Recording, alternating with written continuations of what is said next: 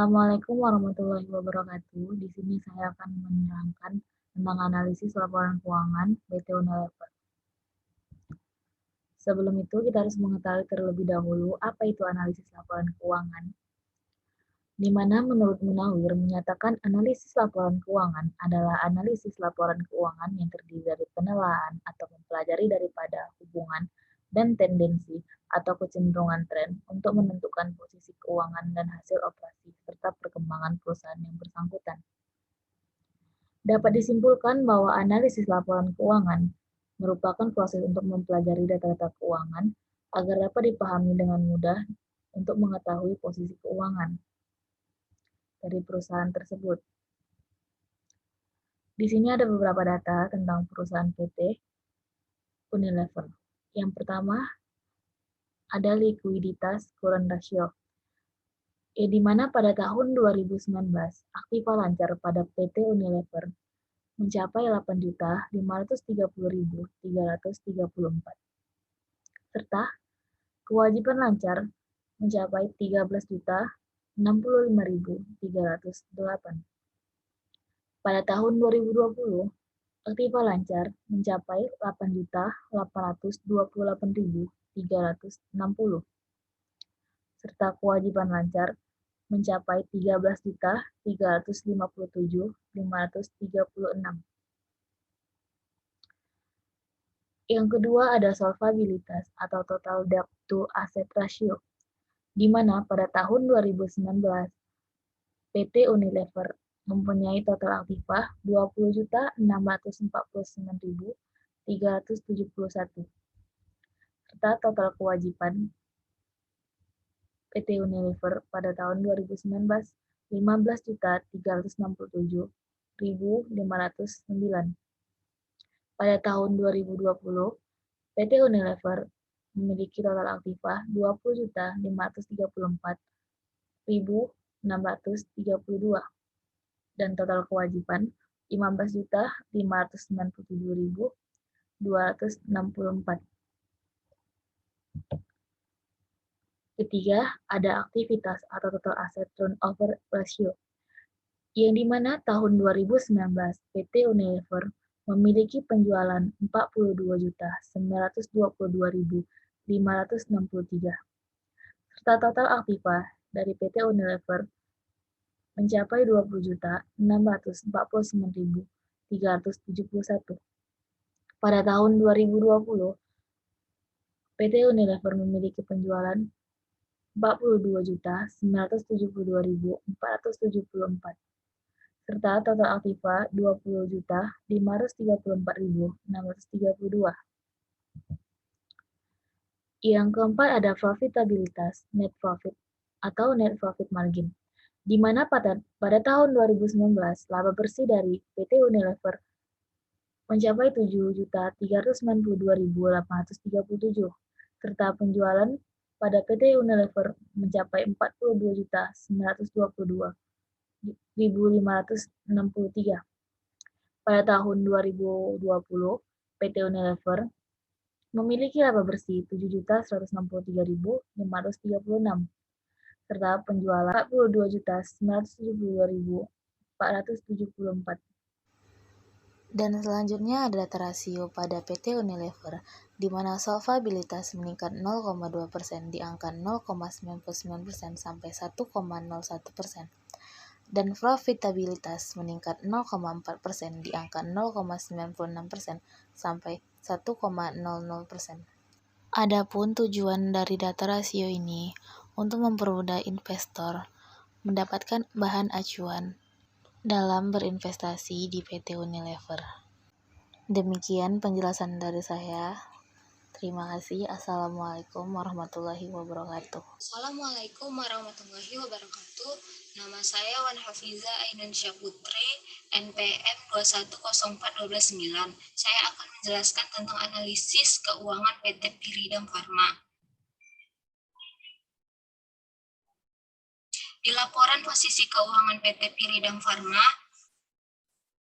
di aset lancar meningkat sebesar 34,81%. Di aset tidak lancar juga meningkat sebesar 4,63%. Di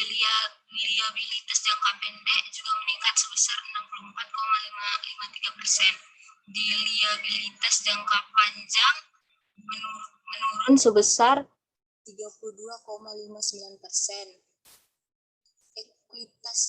Pada ekuitas meningkat sebesar 26,38%. Jadi total liabilitas dan ekuitasnya meningkat sebesar 19,81%. Di laporan laba rugi PT Piridan Pharma, laba bersih per sahamnya meningkat sebesar 136,60%. Di laporan arus kas PT Piridan Pharma, pada arus kas dari aktivitas operasi menurun sebesar 93,63%. Pada arus kas bersih diperoleh dari aktivitas operasi meningkat sebesar 286,54%. Pada arus kas dari aktivitas pendanaan meningkat sebesar 43,45%. Di laporan perubahan ekuitas per 31 Desember 2020, pada modal ditempatkan dan disetor penuh sebesar 53.508 juta rupiah. Pada tambahan modal disetor sebesar 2.068.501 rupiah. Pada keuntungan aktuarial sebesar 10.110.500.753 rupiah. Pada saldo laba sudah ditentukan penggunaannya sebesar 2 miliar rupiah. Pada saldo laba belum ditentukan penggunaannya sebesar 89.948.170.901 rupiah. Pada kepentingan non-pengendali kosong, pada jumlah ekuitas sebesar 150.750.155 rupiah.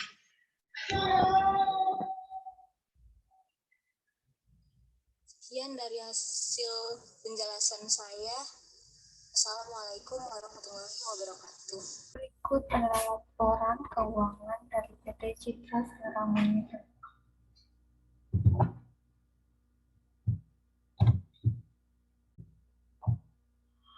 Analisis pembahasan laporan posisi keuangan. Laporan posisi keuangan pertanggal 31 September 2019 dibandingkan dengan laporan posisi keuangan pertanggal 31 Desember 2018. Pertanggal 30 September 2019 meningkat sebesar 68 juta atau 0,9%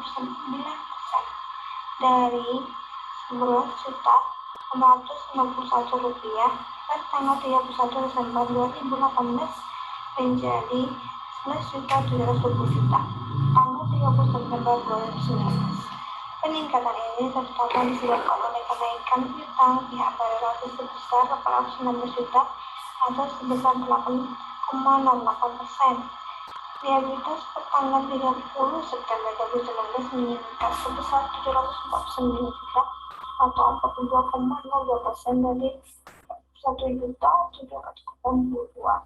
per tanggal 31 Desember 2018 menjadi 2.1 juta rupiah per tanggal 30 Desember 2019.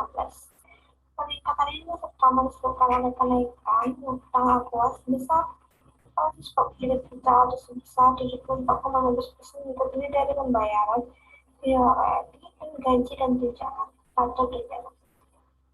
Ekuitas pertanggal 30 Desember 2019 menurun sebesar 61 juta atau 6,89% dari 9.499 juta per tanggal 31 Desember 2018 menjadi 9.189 rupiah per tanggal 30 September 2019. Penurunan ini terutama disebabkan oleh kerugian yang dialami oleh personal selama periode tersebut. Periode 9 bulan yang berakhir pada tanggal 30 September 2019 menurun sebesar Rp3.294 atau 7,8% dari Rp12.260 juta per tanggal 30 September 2018 menjadi Rp9 juta pada tanggal 30 September. Penurunan ini disebabkan berkurangnya pengunjung secara signifikan. Persoalan merupakan salah satu daerah yang menyebabkan turunnya penjualan garam persoalan di luar tersebut.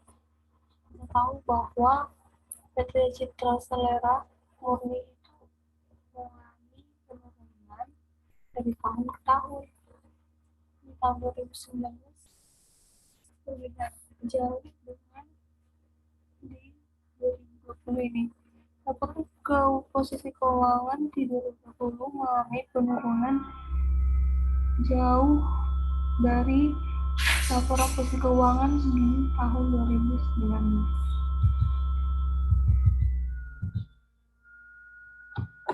Seandainya perubahan entitas perseroan dan entitas anak karena adanya perdagangan umum dan saham kemudian terjadi di tanggal 30 September 2019, maka forma struktur pemodelan perseroan dan entitas anak perdagangan tersebut adalah sebagai berikut.